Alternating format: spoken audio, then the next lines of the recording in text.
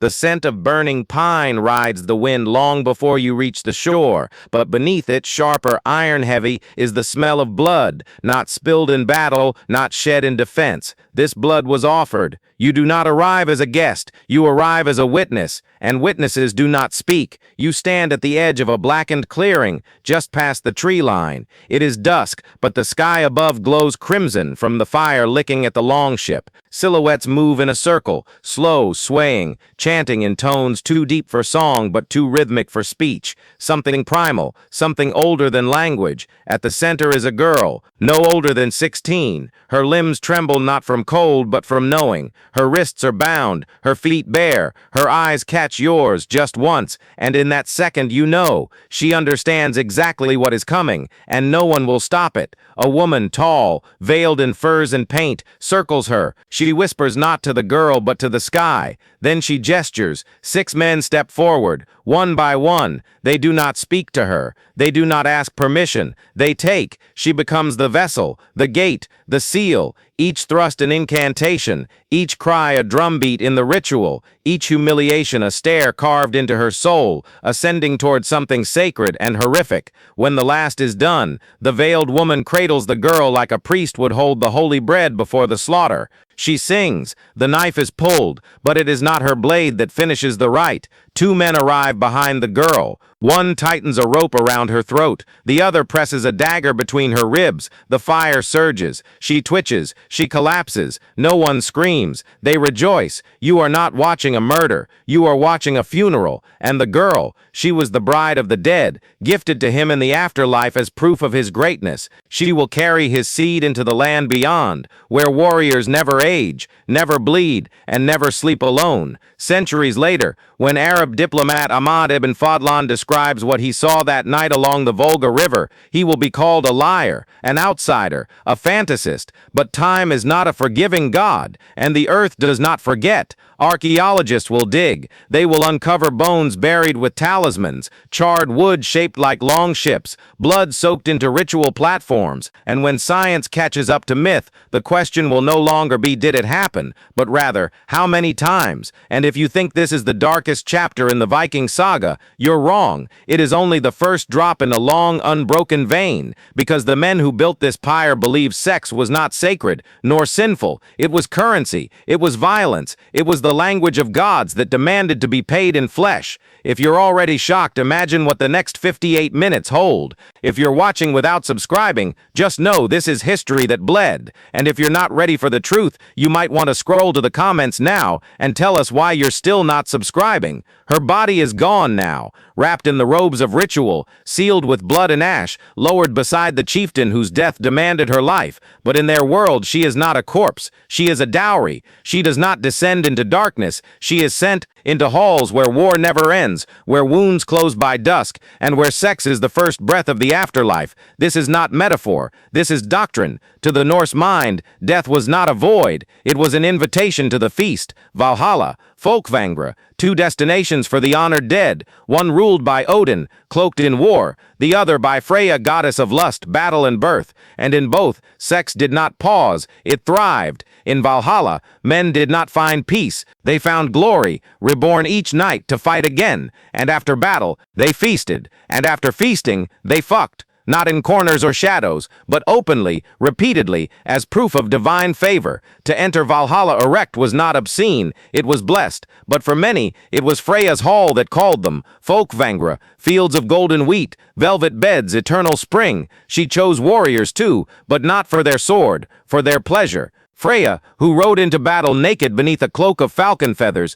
received the fallen, and took them not to fight, but to love. They were hers, bodies renewed in desire, stripped of shame. There, every climax was sacred, every moan a prayer, every touch a sacrament. You may think this poetic invention. You would be wrong. Excavations of Norse graves show phallic amulets placed in hand, erect figures carved into wood placed near groins, men buried alongside women with whom they shared no known kinship. offerings of mead, antlers, and seeds, symbols of virility and regeneration. One body discovered near Burka was buried in full warrior gear, sword, axe, 2 horses, but closer inspection revealed something more, an erect penis, preserved in the cold, stiff in rigor, but disproportionate in length. Was it bound, tied before death, enhanced for the journey? Historians cannot agree, but they agree on this. To die erect, to be buried as such, was no accident. It was a message to the gods, to the mourners, to the spirits. This man died with honor and with want. They believed the erotic force carried you between worlds.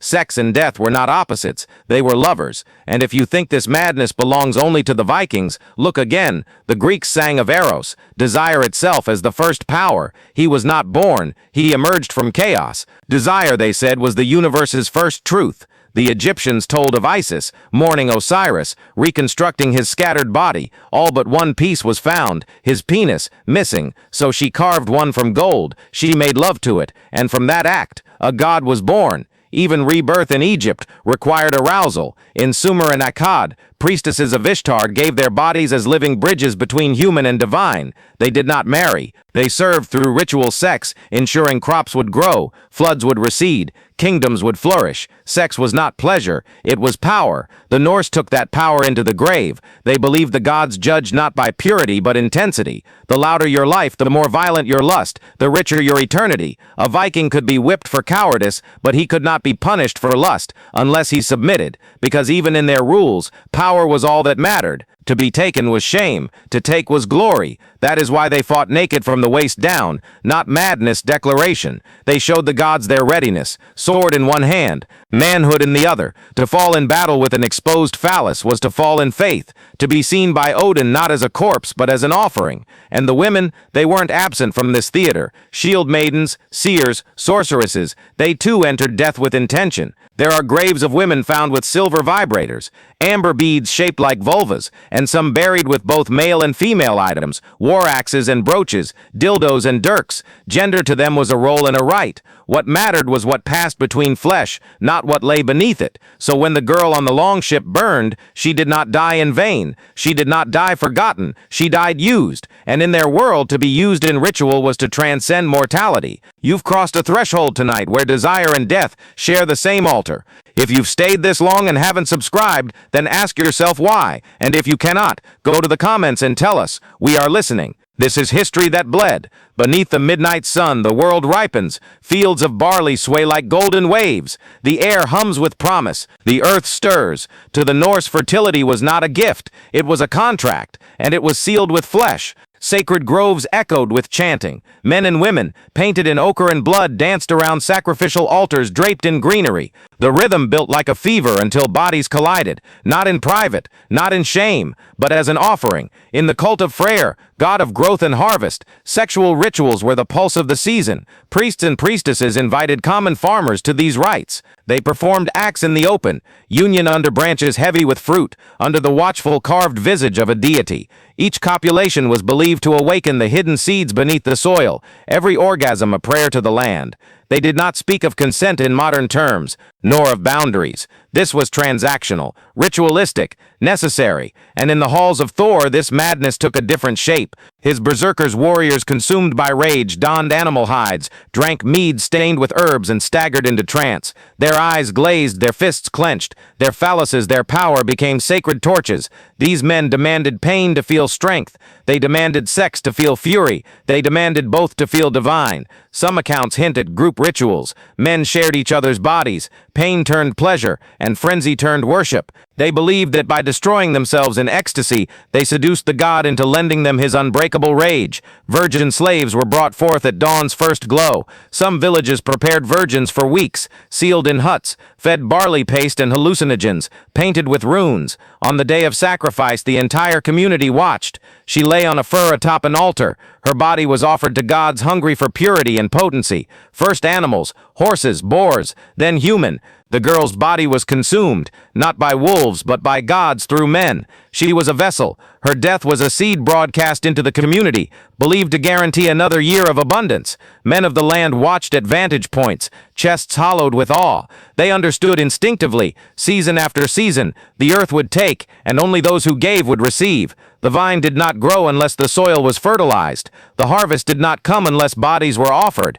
These ceremonies were not hidden. They were open theater under the sun. They were brutal, erotic, religious. Centuries later, when foreign missionaries described these gatherings as devil worship, the Norse did not flinch. They saw only truth. They saw only survival.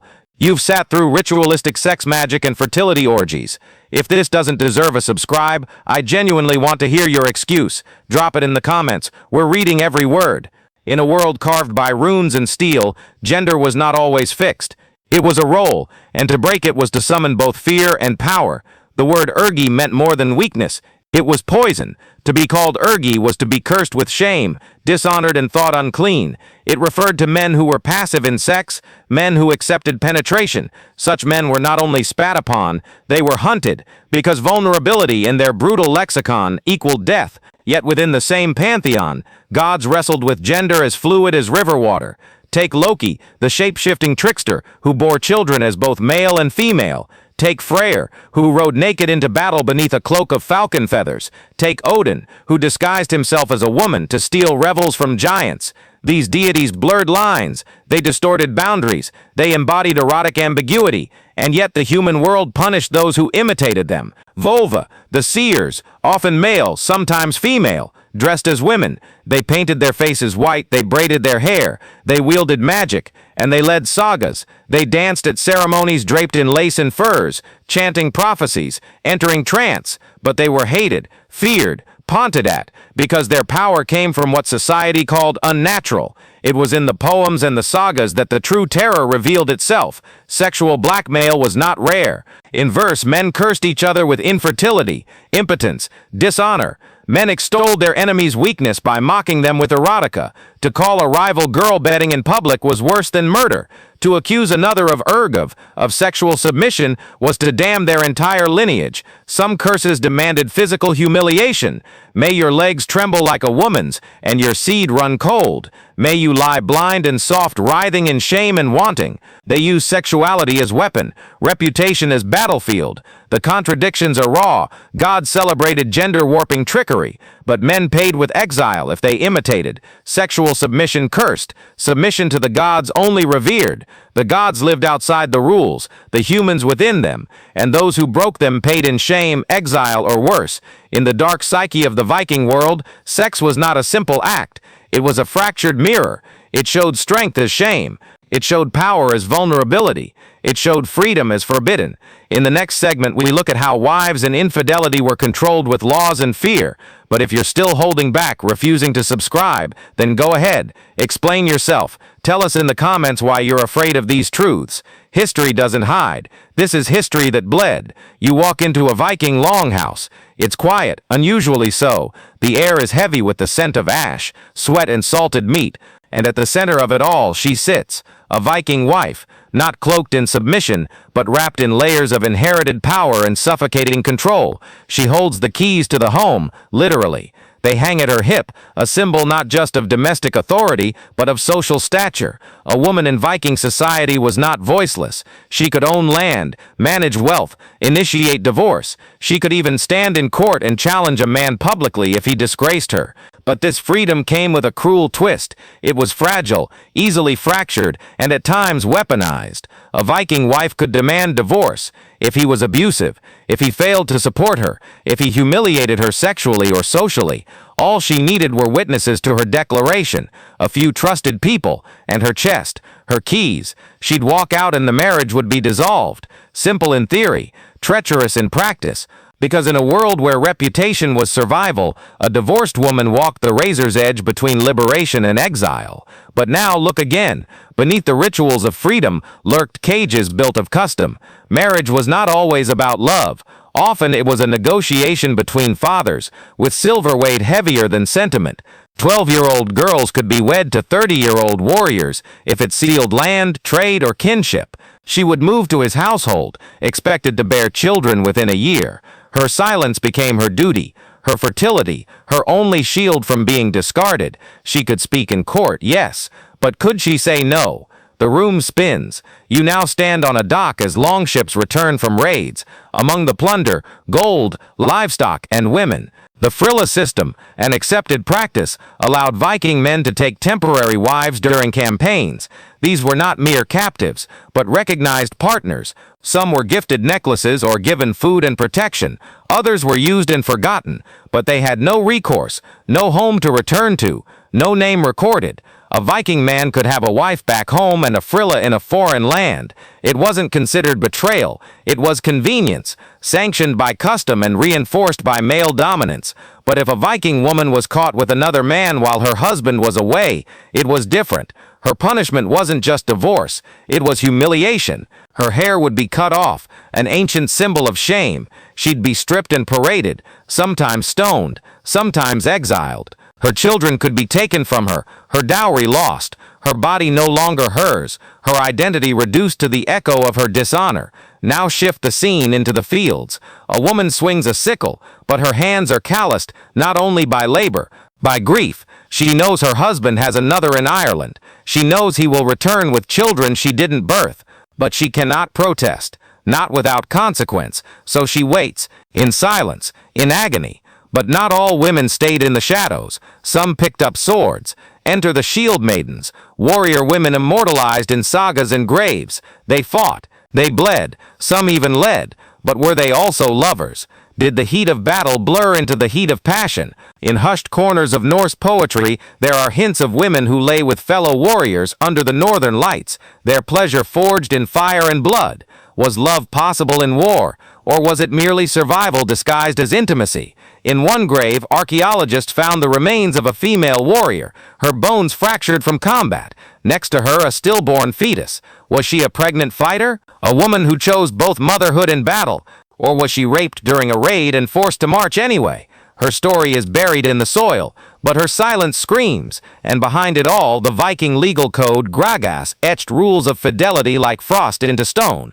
A man could accuse his wife of adultery and invoke trials. If proven, she lost everything. If unproven, suspicion alone could stain her reputation for life. But if a woman accused a man, she needed more than truth. She needed power. And power in Viking society was still a man's weapon. You've now entered the bedroom and battlefield of a Viking wife. You've seen the chains disguised as freedom. If you're still not subscribed, I have to assume you enjoy pain, because missing what's next should be criminal. Go ahead, justify it in the comments. We're reading every word. Certainly. Below are fully regenerated, long-form documentary-style narrations for Segment 7, Segment 8, and Segment 9, following all your original instructions. No repetition, no unnecessary commentary, no intro, full continuity from Segment 6, emotionally haunting tone, with narrator's only voice and CTAs included where instructed. Part 7, Strange Objects and Sacred Sexual Tools, estimated duration 6 to 7 minutes. They were buried with it. Stone-carved, wooden, iron-forged, objects unmistakable in their shape, phallic, rigid, and unapologetically human. Some dismissed them as fertility symbols. Others labeled them primitive jokes. But what if they weren't? What if these artifacts weren't symbolic but tools of spiritual importance, used in rituals that blurred the lines between flesh and myth? In several Norse burial sites, especially graves of women who held priestly or magical titles, archaeologists unearthed sculpted instruments resembling modern-day dildos. Not playful, not hidden, ritualistic, possibly sacred. Consider Freyr, the god of virility. His statues were often depicted with exaggerated phalluses, erected literally in shrines where seasonal fertility rites occurred. The idols weren't abstract metaphors. They were physical totems, placed in the soil, bathed in milk or blood, sometimes even ridden or danced around during ceremonies that mimicked intercourse with the land. On Viking longships, figureheads bore carvings of erect penises beside snarling beasts, emblems not of vulgarity, but of masculine force, cosmic protection, and generative chaos. Even their homes, etched with serpentine patterns, occasionally slipped into overt sexual symbolism. Open thighs, seed spirals, vulva runes. In Norse mythology, semen wasn't just reproductive fluid, it was essence, life force. Odin himself, and in certain obscure accounts, was said to have swallowed the semen of a giant for knowledge, a power transaction, a ritual act. And then there were the sacred fluids, blood, milk, sweat, and semen, collected, anointed, consumed. It wasn't enough to represent the gods. One had to embody them, and sex was the fastest path to divine merging. If Viking sex relics don't make you hit that red button,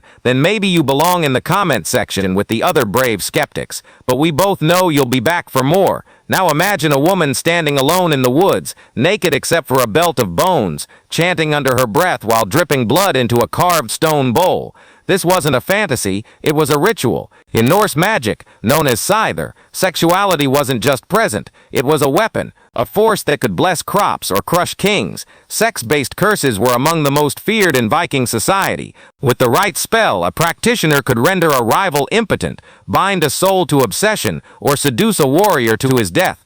These were not merely poetic ideas, these were actions inscribed in bone and stone. Archaeologists have uncovered erotic runes carved into animal bones, worn by women who practiced magic. These bones weren't keepsakes, they were conduits, loaded with incantations designed to manipulate lust, punish betrayal, or summon a lover across distance. Revenge spells were often sexual in nature. A man who humiliated a vulva or female seer might find himself publicly impotent, his name scrawled on wood beside depictions of shriveled phalluses and mocking runes. In some sagas, body fluids, especially menstrual blood, semen, and spit, were mixed into brews consumed by lovers or enemies. Why? Because the body itself was a spellbook, and fluids were the ink. In extreme cases, practitioners would bind a soul using hair from the pubic region, knotted around a figure carved in wax or tallow. The victim's dreams would curdle, their passions would twist inward, they would burn from the inside out. What Norse magic taught us is simple.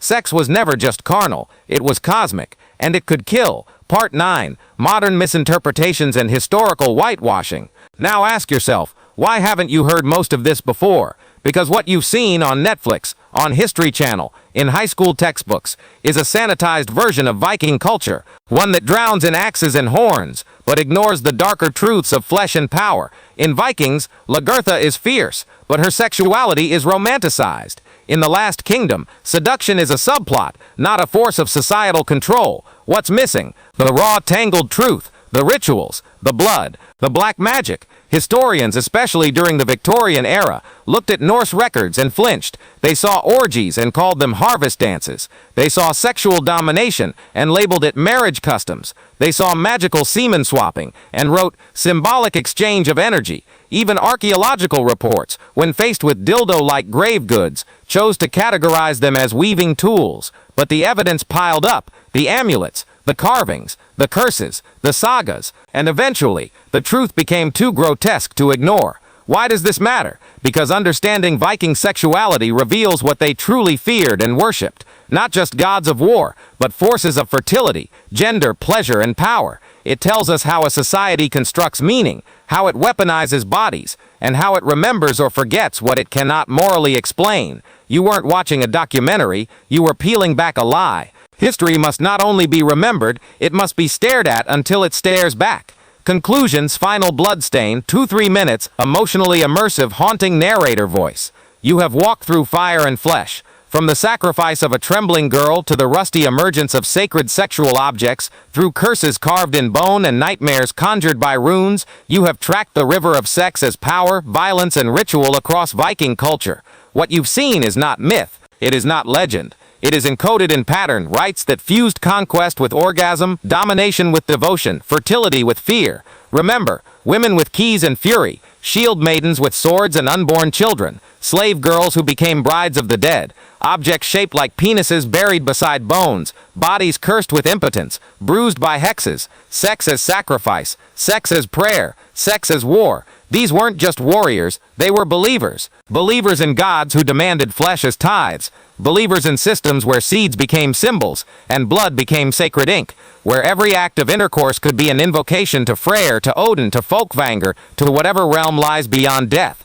What matters isn't just that these truths existed.